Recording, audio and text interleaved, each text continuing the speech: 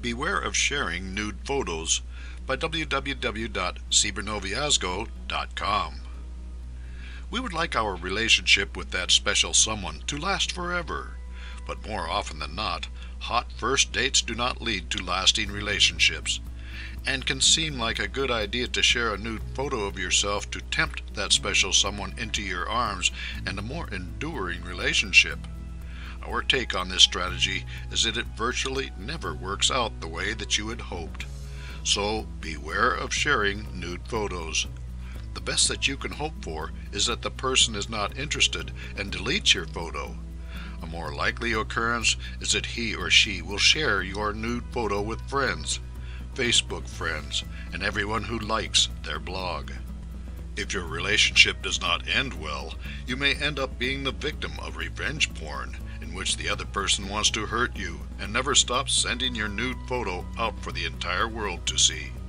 We ran into an example of this sort of thing on the web. Revenge porn. The Telegraph writes about teenage girls and revenge porn.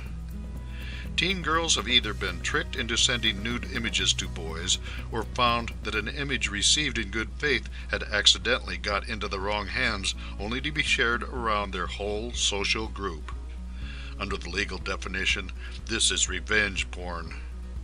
It's hard to know to what extent this is happening in the UK, as many of these girls would never report the incidents to the police or even view it as a crime. Instead, they see it as sexting gone wrong, and just another humiliating part of school life. They aren't even shocked when it happens. Instead, as one girl tells me, you just wait for it to die down and happen to someone else. The problem is not just the ease of taking and sending photos via the internet. The problem is the belief of the girl that she has no choice if she wants a close relationship or even a decent social life. John Brown, head of sexual abuse services at the NSPCC, tells me, it does appear to be increasingly common, even to the point of being ubiquitous. It's worrying. Girls feel they have little choice but to do it. They feel they're in a lose-lose situation. They're either sluts or not up for it. The bottom line is that these are abusive relationships from start to stop. The cure is learning to avoid such relationships. That has to do with self-esteem. Abusive relationships and low self-esteem. Years ago we wrote about how to avoid an abusive relationship. Certainly there are a lot of warning signs that one can look out for in avoiding abusive relationships, but there are men and women who see the warning signs, such as excessive control, punishing, etc., and remain in relationships.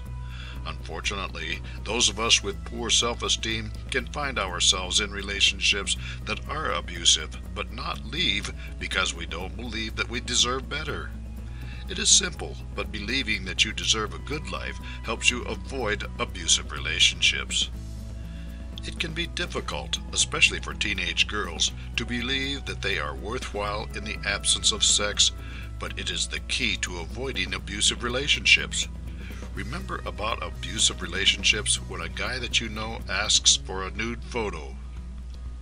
For more insights and useful information about online dating and long-term relationships, visit www.cybernoviazgo.com.